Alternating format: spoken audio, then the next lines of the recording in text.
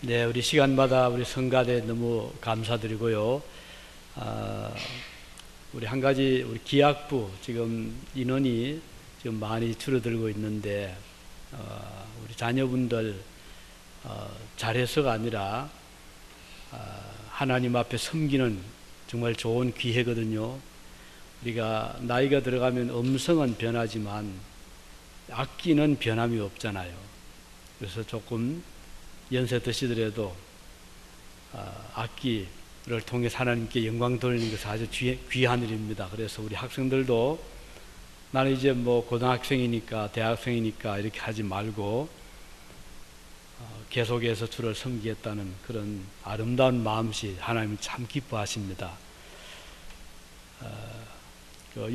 요한 크리스찬 바하라는 독일의 근대 음악의 아버지라고 그런 받는 분은 평생을 악기도 다루고 지휘도 하고 작곡도 하면서 한 조그만 지방 교회에서 섬겼는데 그가 지금은 세계적인 음악가로 알려지고 있잖아요. 그는 자기 모교회를 평생 떠나지를 않았던 분입니다.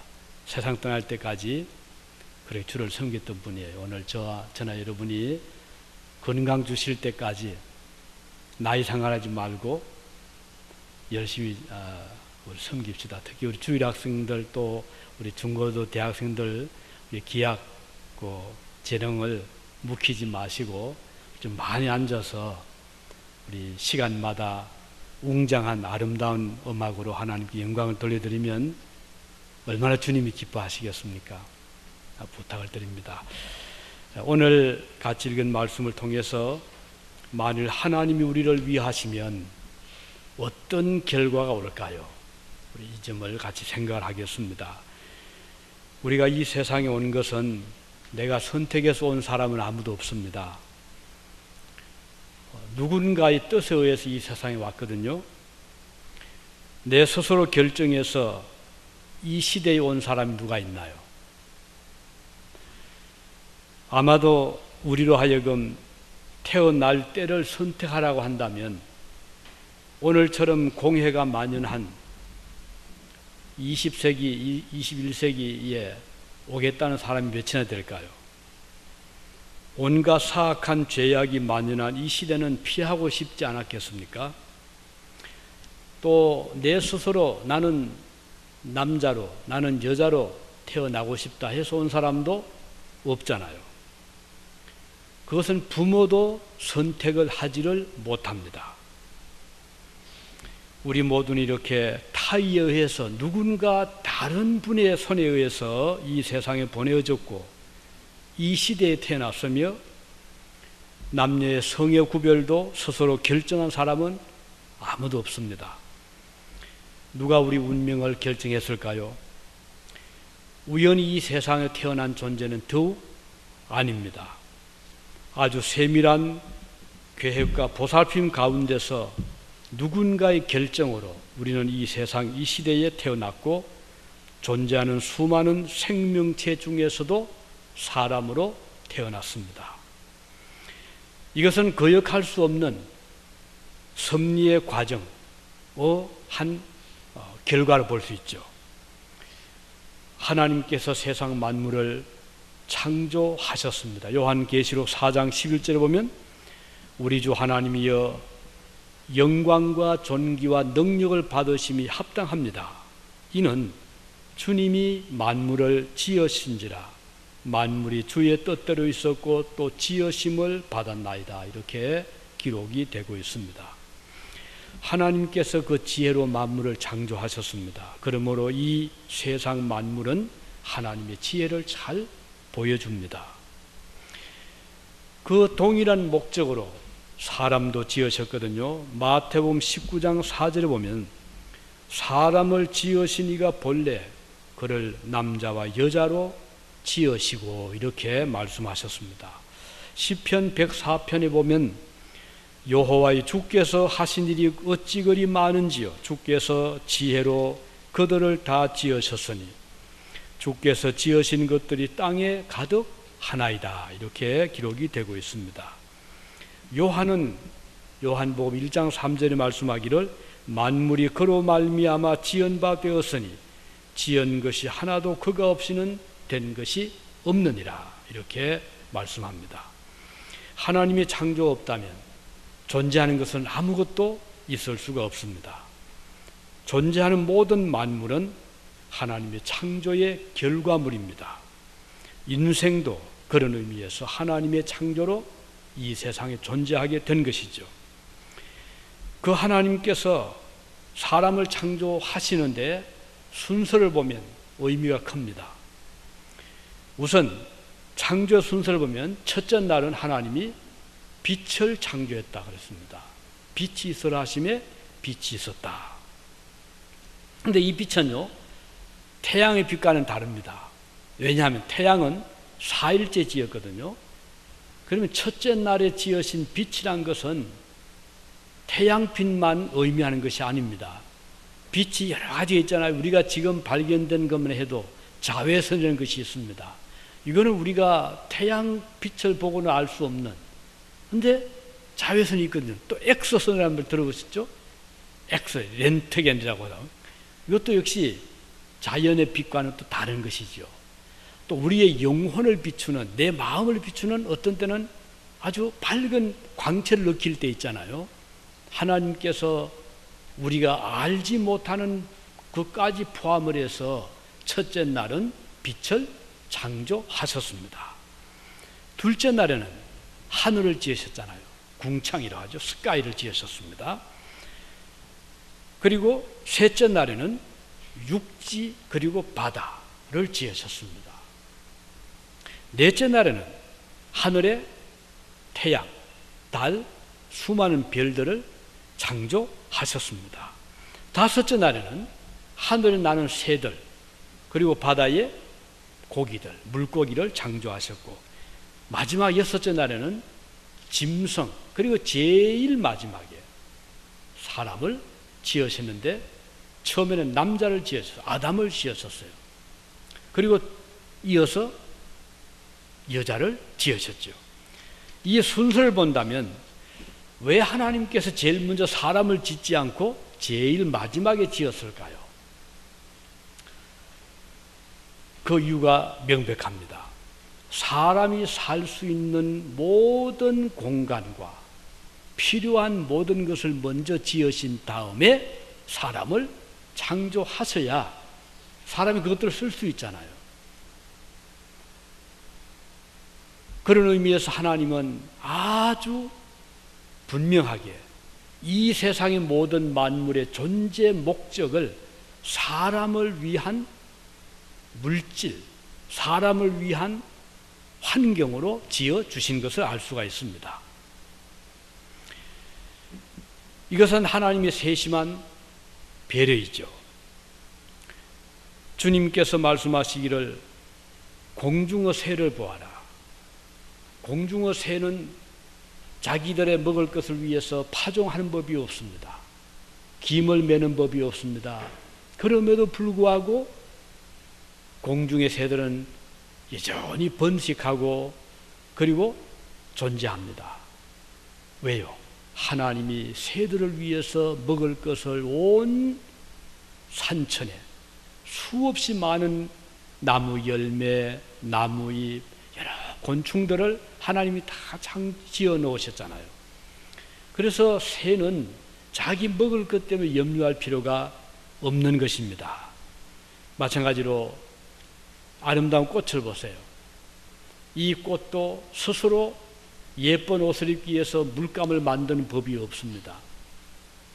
스스로 이런 모양을 만든 것이 아닙니다. 하나님이 다 솔로몬 입은 화려한 옷보다도 비단보다도 더 아름다운 꽃을 하나님이 창조해 주셨습니다. 하물며 너희일까 보냐, 이 말은 공중어 새도 들의 백합꽃도 하나님이 다 먹이시고 입혀주시는데 하물며 너희들에게 입을 의복 먹을 양식을 주시지 않겠느냐. 하나님께서 우리를 위해서 모든 것을 예비해 주신 것을 말씀하신 것입니다. 만일 하나님이 우리를 위하신다면, 영어를 보면 If God is for us, 만약 하나님 우리를 위하신다면 이 모든 것을 공급해 주실 것이라는 뜻입니다. 구약 역사를 보면 이스라엘 백성들이 한때는 그 사사시대 있죠. 미디안 그 민족 때문에 고생을 많이 했어요. 농사를 다 지어 놓으면 와서 빼앗아 약탈해 가고. 그래서 하나님께서 이스라엘 백성을 건져 주시기 위해서 기드온을 부르셨습니다. 기드온아, 네가 저 미디안 백성들을 막아내라. 그때 기드온이 하나님, 저는 므낫세 중에 극히 약하고 저는 저희 집에서 가장 작은 자입니다. 제가 어떻게 저 미디안 사람들을 물리칩니까? 라고 하나님께 호소를 합니다. 자신이 없었거든요.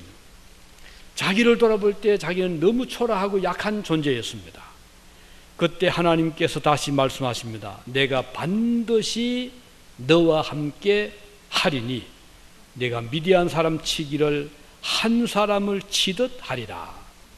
지금 저렇게 미디안 사람들이 많이 공격해 오지만 내가 너와 함께 할 테니 걱정하지 말고 그들을 물리치는데 한 사람을 쉽게 물리치듯이 그들을 네가 다 물리칠 수 있게 하겠다. 이렇게 말씀했습니다. 기드온은 처음에 혼자서 싸울 용기가 안 났습니다. 그래서 백성들에게 광고를 한 겁니다. 자, 나와 같이 싸울 사람 나오시오. 그랬더니 각 지파에서 막 나오는데 32,000명이 모였어요.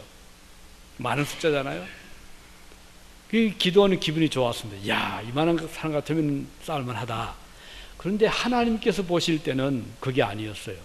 기드온아, 나는 네가 사람이 많다고 이기게 하는 것도 아니고 네가 수가 적다고 지는 것도 아니다. 이 사람들을 좀 돌려보내야 된다. 그래서 출연했는데 마지막 남은 사람은 300명이었어요. 이것은 450대 1의 숫자입니다.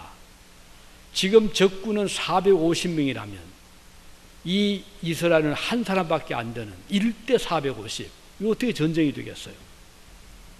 그런데 하나님은 300명만을 데리시고 싸우도록 명하셨어요. 결과 어떻게 됐습니까? 일방적인 승리를 했잖아요. 1967년도에 아랍의 전쟁 중에서 6.1 전쟁의 것이 있었습니다. 6.1 전쟁. 제가 어릴 때인데 그때 신문에 많이 났어요. 그 당시에 이스라엘은 조그만 한 지역에 불과하지만 아랍 연맹은요, 에집트를 위시해서 시리아, 이쪽 이란 이렇게 다 해가지고 영토나 군인의 수를 보면 40대 1 이상이었어요. 그러니까 전쟁이 붙으면 이스라엘은 지중해 완전히 수장이 될 뻔한 그런 상황이거든요. 근데 6일 만에 일방적으로 이스라엘이 승리를 합니다.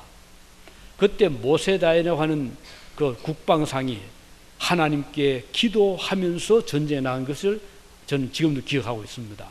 그 시편 한 귀절을 읽은 다음에 이 국방상이 하나님께 기도를 하고 전쟁에 나갔어요. 그런데 에집트의 비행기들이 뜨기도 전에 이스라엘이 그들을 다 공격을 하고 해서 6일 만에 일방적인 승리를 한 이 근대 전쟁 역사의 획기적인 사건이었어요.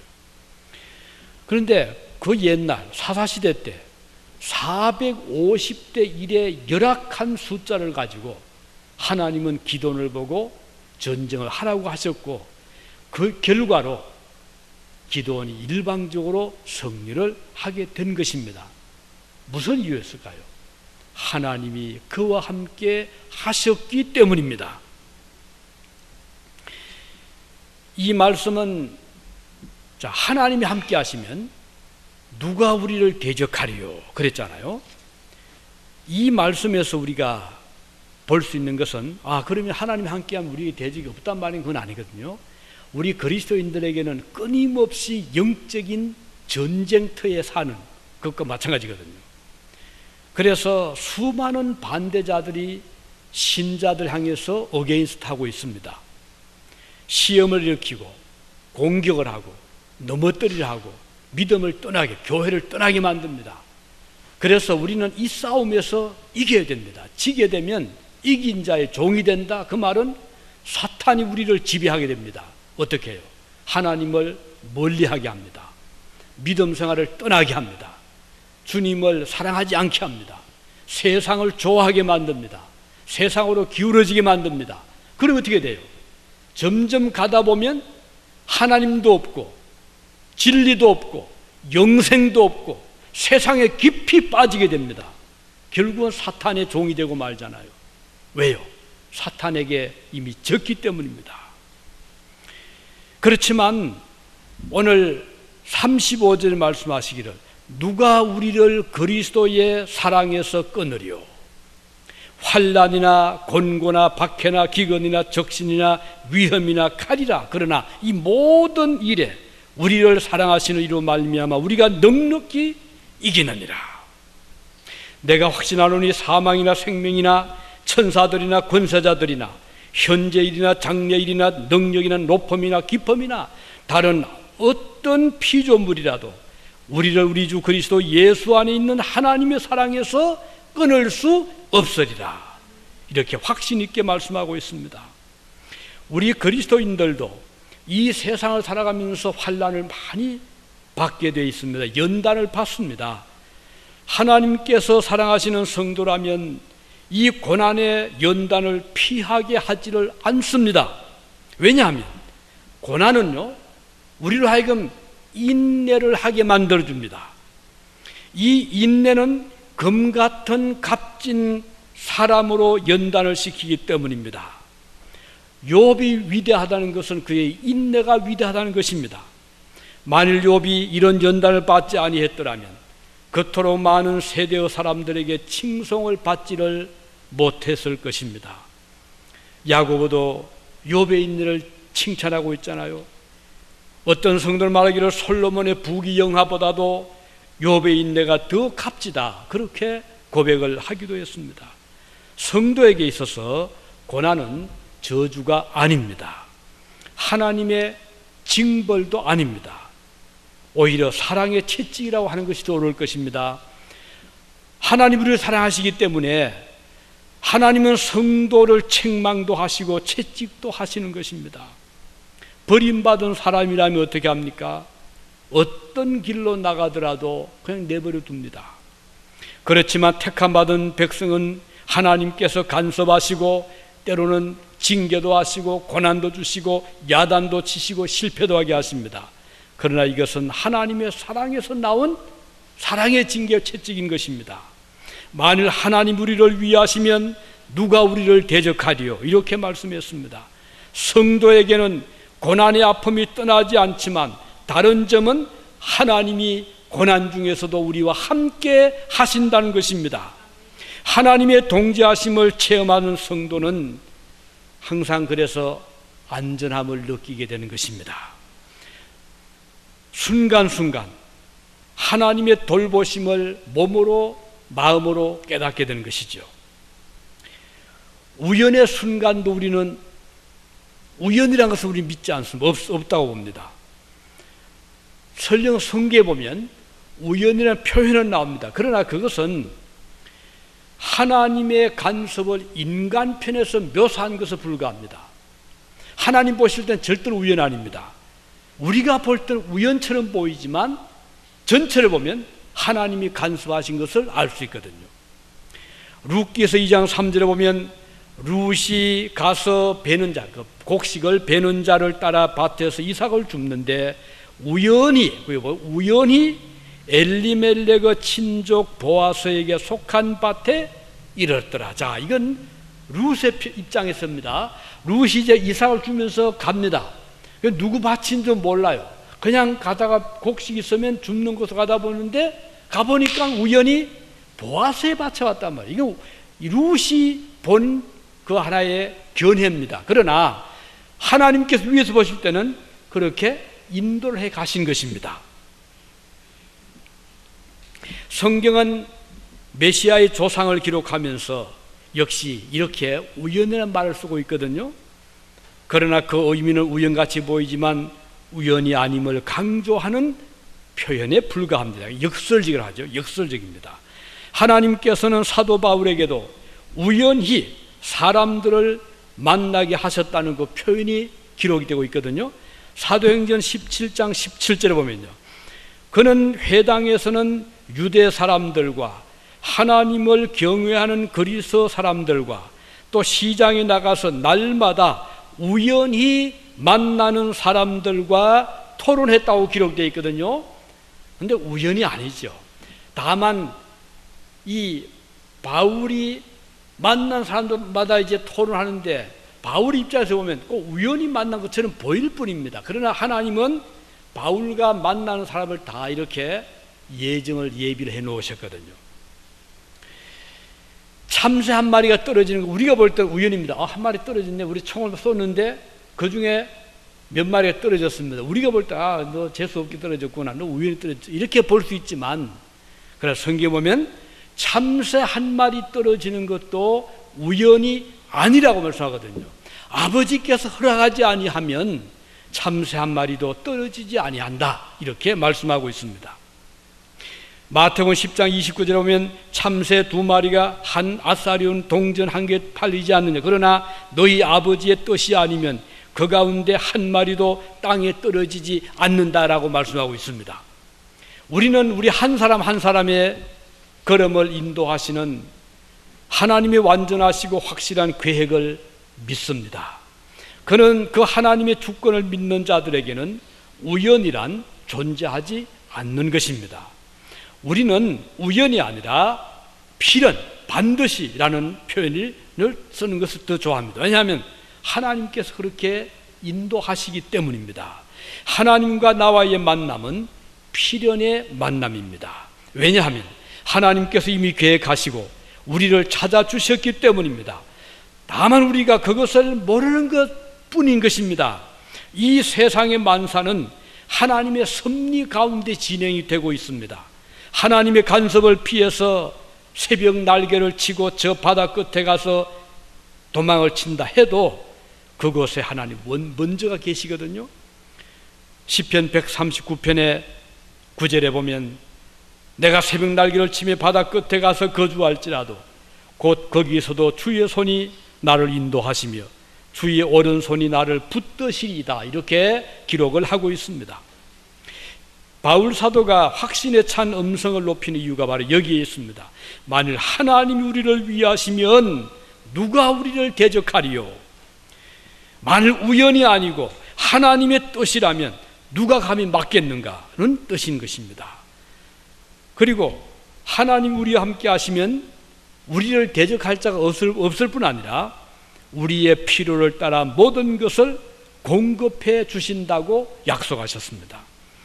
사사시대 이스라엘 사람들이 지어 놓은 농산물을 미디안 사람들이 빼앗아 갔잖아요. 그래서 하나님께서 기도원을 세워서 그 미디안 사람들을 막아주시는데 하나님께서 이스라엘 백성들의 그 양식을 보호하시기 위해서 기도원을 세워주신 것입니다. 우리 하나님은 성도에게 아낌없이 은혜 베풀어 주시는 사실을 우리는 이런 사건을 통해서 볼 수 있잖아요. 그뿐 아니라 광야 40년 동안을 보더라도 마찬가지입니다. 그들이 광야에서 40년을 60만의 그 대군이죠. 아이들 여자 합치면 한 200만 명의 한 민족이 이동을 하는데 그것도 한 해 두 해가 아니고 40년 동안을 광야를 거치면서 가나안 땅으로 갑니다. 농사를 지을 수 없잖아요. 어떻게 옷을 만듭니까? 어떻게 신발을, 그 많은 사람들의 신발을 만들어냅니까? 매일같이 그래야 되는데 신발을 만일에 공급을 해야 된다면 끝도 한도 없을 것입니다. 그럼에도 불구하고 그들은 40년 동안 굶지 않았습니다. 그들은 헐벗지 않았습니다. 계속 떨어지지 않는 옷을 입을 수가 있었고 헤어지지 않는 신발을 신고 그 40년 광야길을 갈 수가 있었던 것은 오늘날도 우리가 이 세상을 살아갈 때 하나님의 백성들에게는 필요할 때 하나님이 공급해 주신다는 것을 잘 보여주는 것입니다. 그렇기 때문에 무엇을 먹을까, 무엇을 입을까 염려하지 말라고 말씀하셨습니다. 우리는 하나님의 공급하심을 믿는 자들이잖아요. 내가 잘해서, 내가 열심히 일해서 우리 가족을 먹여 살리고, 이것은 우리 편에서 우리가 보는 견해에서 그렇게 볼 수는 있지만, 그러나 만일에 내가 아무리 노력하고 아무리 새벽부터 밤늦도록 뛰어간다 하더라도 하나님께서 허락지 아니한다면, 축복하지 아니한다면 우리의 수고가 얼마든지 헛수고가 될 수 있잖아요. 갑자기 병들 수도 있고, 사고를 만날 수도 있고, 사업에 실패할 수도 있고, 부도가 날 수도 있고, 농사가 완전히 망할 수도 있잖아요. 하나님께서 주신 아름다운 자연 때문에 곡식이 자라는 거예요. 요즘 곡식들이 한창 자랄 때인데요, 왜 이렇게 잘 자랍니까? 겨울에 아무리 씨를 뿌려보십시오, 싹도 안 틉니다. 요즘에 잘 자랄 이유는 하나님이 적절한 온도를 주셨잖아요. 산소를 제공하시잖아요. 햇빛을 주시잖아요. 어떤 방법으로? 하나님의 방법입니다. 지구와 태양의 거리가 일정한 거리를 두고 자전과 공전을 하는데, 지금 어제 그저께가 하지였잖아요. 하지란 말은 가장 태양과 지구의 거리가 가까운 때를 의미하고, 미국에서 약 15시간, 하루에 그 가장 긴 하지 낮 시간이 15시간 정도 되더라고요. 그래서 곡식들이 태양빛을 받아서 거기서 영양분을 공급받고 좋은 온도 가운데서 자라기 때문에 농부들이 일할 때 보람을 가지게 되는 것이고 곡식이 얻는 것이지, 아무리 내가 새벽부터 괭이질을 하고 농사를 짓는다 해도 하나님께서 태양을 거두어 가시면, 하나님께서 건강을 빼앗아 가시면 우리는 아무것도 못하는 존재란 말이에요. 그래서 오늘 우리가 분명히 알 것은 하나님의 은혜라는 것이에요. 여러분들이 잘 사는 것도 주님의 은혜입니다. 자녀들이 건강히 무병 건강히 자라는 것도 하나님의 은혜입니다. 우리 이것을 분명히 알 때 주님 앞에 감사하게, 주의 백성들이 이것을 아는 자들입니다. 바울은 말했죠. 나의 나된 것은 하나님의 은혜로다. 오늘 말씀인 것이에요. 우리가 잘났다고 아무리 한번 자랑해 보십시오. 하나님께서 조금만 거두가시면 모든 걸 다 잃고 마는 것이에요. 그래서 하나님의 공급해 주시는 은혜를 평생 잊지 마시기를 바랍니다. 주님이 주시는 아름다운 축복을 감사하시기 바랍니다. 건강을 감사하시기 바랍니다. 주님이 주신 자연의 혜택을 감사하시기 바랍니다. 그래서 우리는 이 감사로서 일생을 살아갈 때 하나님께서 기뻐하시고 더 큰 감사가 되도록 우리에게 계속해서 축복해 주시는 것입니다. 마지막으로 하나님 우리와 함께 하시면 아무도 우리를 정죄하지 않는다고 했습니다. 정죄한다는 말은요, 재판장이 유죄 판결을 내리는 것을 의미합니다. 자, 이것은 매우 심각한 일입니다. 우리가 이 세상에 살 동안에 잘 나간다고 합시다. 하늘마다 형통해지고 잘 나가는데 어쩌다가만 어떤 사건의 연루가 됐다고 합시다. 자, 빚을 보증을 섰습니다. 그 사인을 했어요. 도장을 찍었어요. 근데 그 사인 보장해준 사람이 망해버렸어요. 엄청난 빚을 졌습니다. 그런데 저를 소환하는 거예요. 당신이 이 사람 위해서 보증을 사인을 했으니 오시오. 갔습니다. 이 사람이, 당신이 보증한 사람이 빚을 이렇게 졌으니 그 빚을 당신 대신 갚아야 됩니다 라고 한다면 어떻게 되겠어요? 저는 아무런 잘못이 없어요. 제가 그 사람 이름으로 빌린 것도 없고 남의 돈 쓴 것도 없는데 더 불구하고 엄청난 돈을 내가 물어야 된다고 하면 그동안 내가 알뜰하게 모았던 재산들 다 날리잖아요. 내가 안 갚으면 나는 죄인이 되는 거예요. 그럼 어떻게 됩니까? 평생 모은 재산 다 잃게 되고, 또 그거 다 못 갚으면 그 평생 갚아야 되고, 완전히 피해가 망신하잖아요. 왜냐하면 내가 책임이 있기 때문인 거예요. 죄라는 것은 책임을 추궁합니다. 당신이 이런 일을 저질렀으니 책임을 지실 겁니다. 그러면 오늘 저와 여러분들이 살아오면서 죄 없이 살아온 자가 누가 있나요? 물론 형사적으로 사기한 적 없고 살인한 적 없고 훔친 적이 없다고 합시다. 나는 적어도 한 국민으로서는 도덕적으로는 내가 죄가 없다고 할 수 있습니다. 그러나 우리가 하나님 앞에 서게 되면 죄라는 것은요, 하나님 보시는 평가는 영적인 내면적인 그까지 포함이 되거든요. 자, 내 마음에서 욕심을 가지면, 교만하면 이게 죄가 되거든요. 미워하면 살인죄와 같다고 그랬어요. 그렇다면 우리가 평생 이 세상에서 성공하고 잘 살아왔는데 이제 주님 앞에 심판대 앞에 섰을 때 하나님께서 우리를 쫙 보시고 너는 이런 죄를 지었구나, 이런 죄를 지었구나, 이런 죄를 지었구나 해서 너는 구원받지를 못한다라고 한다면 얼마나 슬픈 일입니까?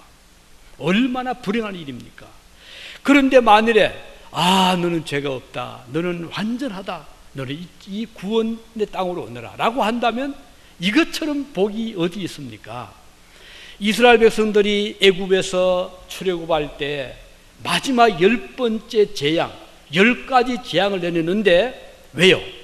애굽인들이 얼마나 완악하고 하나님 앞에 약속했다가 또 약속을 깨뜨리고 안 된다, 못 간다, 또 깨뜨리고 또 깨뜨리고 할 때마다 하나님은 재앙의 강도를 점점 높였는데, 자, 처음에 나일강이 피가 되잖아요. 핏물이 되잖아요.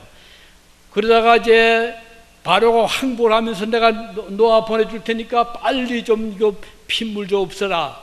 그래서 이제 피가 갑자기 이제 정화되고 정상적인 강물이 되었습니다. 그랬더니 마음이 바뀐 거예요. 두 번째는 어떤 재앙 주셨죠? 사방에 개구리 떼가 나타난 거예요. 밥상에도 뛰어올라오고 침상에 뛰어올라오고 왕궁에도 뛰어올라오고 이 살 길은 살 수가 없는 거예요. 또 어떤 재앙 났죠? 이번엔 또 이가 옷 바깥에 집 안에 안팎에 이천지입니다.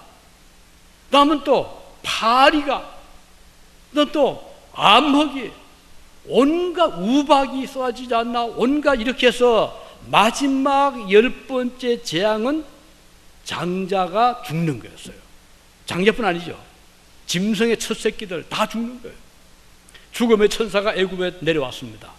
집집마다 들어가서 그 귀여운 첫 아들을 막 치니까 온 나라가 통곡의 바다가 된 거예요. 이 집에서 울고 저 집에서 울고 밤중 울고 새벽에 울고 야단났습니다. 그런데 죽음의 천사가 딱 들어가려 하다 못 들어간 집이 있죠. 어떤 집이었죠? 문설주, 문지방에 양의 피가 뿌려진 집 앞에 딱 가서는 죽음의 천사가 들어가지를 못합니다. 여기는 아니다. 그래서 패스오버합니다. 넘어갑니다. 이게 6월 패스오버, 6월절입니다. 왜 그랬을까요? 그 집안의 식구들은 양의 피로 말미암아 하나님께 용서를 받았기 때문입니다. 죄 용서 받았거든요.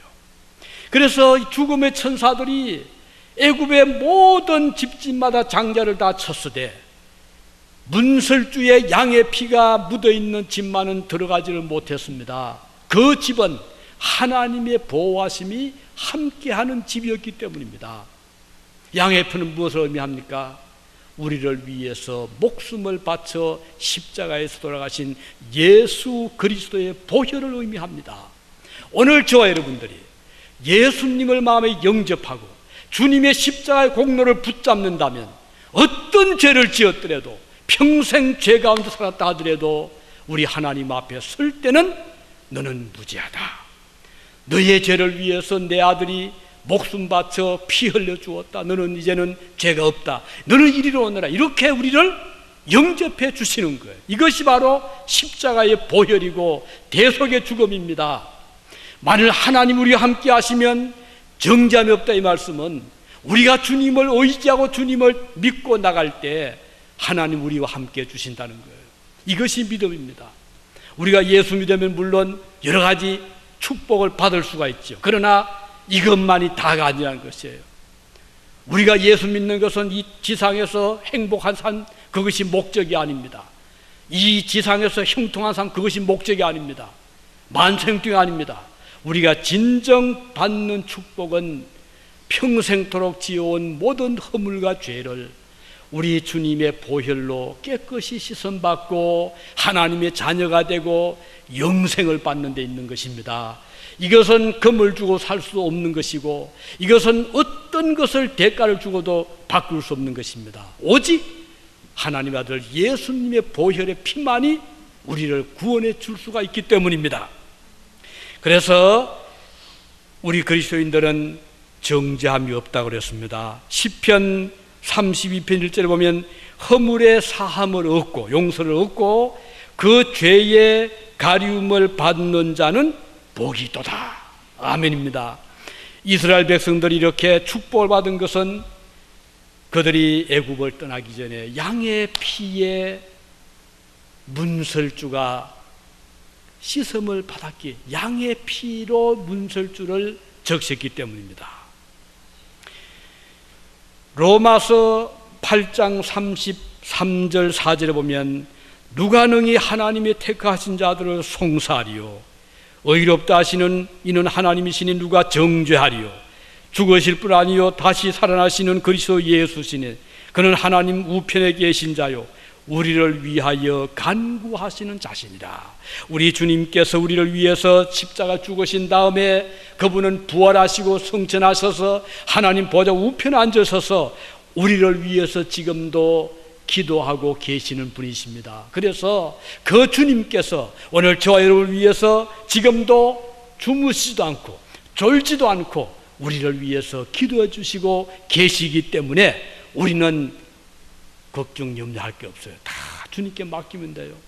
우리의 삶을 주님께 맡기고 일생을 주님께 맡기고 나의 가는 하루하루를 내일은 우리가 알지 못하지만 주님이 나를 지켜주시리라. 나를 위해 지금도 주님을 기도하고 계신다는 것을 믿고 있기 때문에 우리는 마음이 든든한 거예요. 여기 미국 땅에 살지만 조금 더 염려할 필요가 없습니다. 제가 몇 번 말씀을 드렸을 겁니다. 처음에 유학을 유럽으로 갔는데 독일어 건입니다. 물론 독일어 한다고 했지만 뭐 형편없잖아요. 그런데 그곳에 어느 집으로 가야 될지 아무것도 모르고 그냥 간 겁니다. 막상 도착해 보니 하나님의 손길을 느끼게 되는데 그 집을 얻어준 그 집 바로 1층이 3층 정도 되는 3층에는 그 서유서교회 목사님의 사택이고 그리고 2층 방이 몇 개 있는데 얻어주었어요. 그리고 그 1층은 교회였습니다. 그런데 그 교회는 유일한 베른에 있는 한국 교회였어요. 그리고 그 첫 주일을 맞이해서 교회 들어갔더니 녹음기를 켜놓고 예배를 드리고 있는 거예요. 그래서 이제 인사를 교인들 그 당시에 한 20명이 채 안 됐을 겁니다. 인사를 하고 반갑게 우리말 쓸 수 있으니까 반갑게 인사를 했더니 그분들이 눈이 둥그레지면서 어디서 오셨나요? 여기 베른 대사관에 오셨나요? 이제 궁금한 거예요. 그래서 저는 여기 지금 한국에서 목회를 하다 왔고 이게 베른 대학에 지금 연구하러 왔습니다 했더니 이분들이 너무너무 기쁜 거예요. 그래서 나도 지난 한 2주 전에 이곳에서 일하던 목사님이 공부 다 끝나고 귀국을 하셔서 지난주부터 녹음기 켜놓고 예배드리고 있는데 당신이 오셨네요. 저는 몰랐던 거예요. 하나님께서 다 예비해 주신 거예요. 오늘 여러분 어디 그 저분이 계세요. 여러분 모두가 그리스도인들이라면 어느 누구든 한 사람 한 사람 살아갈 때 필요할 때 주님이 예비해 놓으셨습니다. 먹을 거 입을 거 염려하지 마십시오. 직장에 대해서 염려할 거 우리 학생들 졸업하면 어디로 갈까 염려할 거 없어요. 주님께 다 맡기기만 하면 주님께서 인도해 주시는데 우리가 믿질 못하고 맡기지 못하니까 하나님께서 보실 때는 답답하신 거예요. 오늘 저와 여러분 만일 하나님이 우리와 함께 하시면 우리를 누가 대적하리요? 하나님이 함께 하시면 우리를 필요한 모든 것을 공급해 주실 것입니다. 우리를 정죄하지 않을 것입니다. 이런 축복이 저와 여러분과 함께 하시기를 바랍니다. 기도하시겠습니다. 자비로우신 우리 아버지 하나님, 은혜를 감사드립니다. 오늘 주신 말씀대로 주님이 우리와 함께 하시면 우리는 염려할 것이 없고 우리의 일생을 안전하게 가장 축복된 길로 이끌어 주실 것을 믿게 해 주옵소서.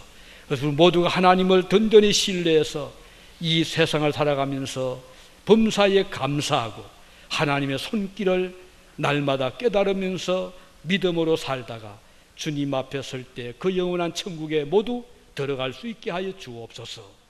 예수님의 이름으로 기도드리옵나이다. 아멘. 이 시간에 우리